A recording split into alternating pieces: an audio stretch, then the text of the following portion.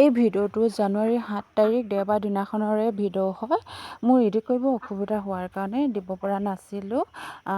Better birthday আছিলে সেইদিনা। এয়া সুনন্দিতা শৰ্মা ঢলাৰ হয়।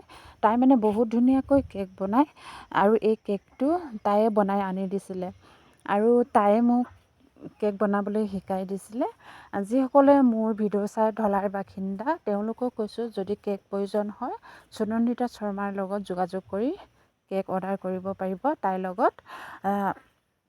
আৰু সেইদিনাখন মই বাৰ্থডে বৰ বিশেষ আয়োজন কৰা নাছিলোঁ। মানে ওচৰৰে ককাইকেইজনমানক মাতি আৰু সুনন্দিতা শৰ্মা ছোৱালীজনীৰ লগতে এনেকৈয়ে নিয়ম ভাগ কৰিলোঁ। ভগৱানৰ ওচৰত চাকি এগছি জ্বলালোঁ।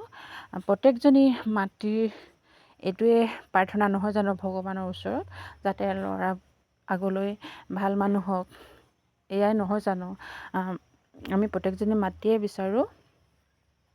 এনেকৈয়ে নিয়ম ভাগ কৰি আৰু লৰালৰিকৈ কিবা এটা বনাই খোৱালোঁ আৰু, কাৰণ কি ক'ম, সৰু ল'ৰা ছোৱালী থাকিলে পটকৰে অসুবিধা নহয় জানো।